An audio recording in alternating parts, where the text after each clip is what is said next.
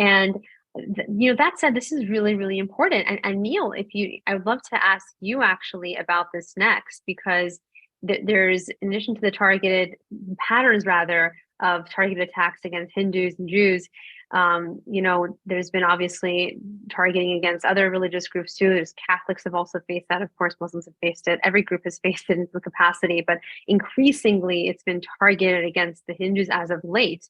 And I wanted to ask you, just seeing how this targeted Hindu divesha has been happening. You have, for example, Vivek Ramaswamy, who is the only legitimate openly Hindu candidate for president, the only one who's being taken seriously among those who are running, who are openly Hindu, right? He has, his Hindu faith has obviously, played a role. Clearly, the New York Times is covering that specifically about him. But as a Catholic yourself, right? What is your reaction to seeing two prominent, pro-Republican pastors who recently targeted Vivek for his Hindu faith? I'd love to get your kind of reaction to that. Yeah, I think that and the New York Times article.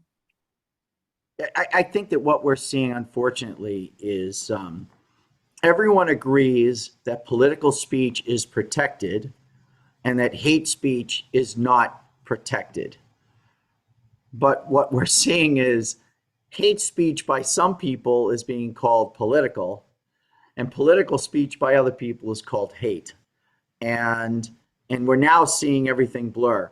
So that there, the DeSantis campaign, the Never Back Down PAC, which is associated with the DeSantis campaign, put out and I wrote about this at redstate.com.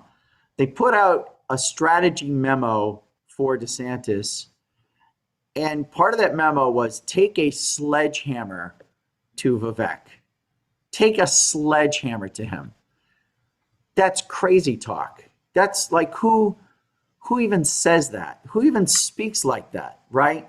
It's when they talk about the other candidates, it was like, oh, counter here, dismiss them, pivot. But sledgehammer, there was the idea that you would even use that kind of violence against a president, that language against a presidential candidate, it really stunned me.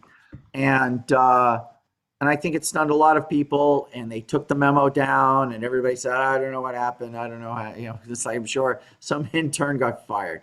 But I think what's going to happen in this country is that if we do not get a handle on this tribe on tribe violence, it's really going to take a nasty turn. It's because people don't want trouble, right? Normal people don't want trouble, and you just want to go along to get along. And it's amazing how much people will put up with, because speaking as as a Catholic expat from Massachusetts, the idea that my parents are buried in Massachusetts. I mean, to leave Massachusetts, no matter how bad and crazy it got, there's still a pull that, like, why would, it's like I grew up there, why would I leave?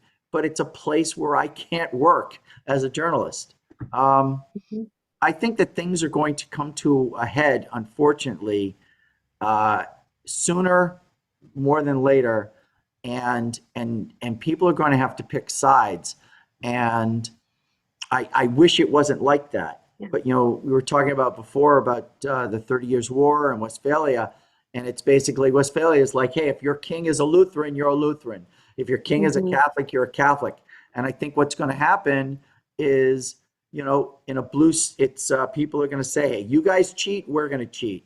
And so blue states will always have Democrats, Republicans will always have Republicans. None of the elections will actually be fair, whatever. It'll just, basically, we're heading towards feudalism. And that's what the tribalism is.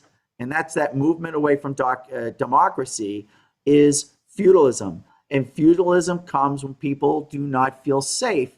And they basically, you have to sell off your opportunities and your independence and your freedoms in exchange for protection. And then feudalism is a protection racket. And that is where we don't want to be. Absolutely. Well, thank you for that. And there's a follow-up to this.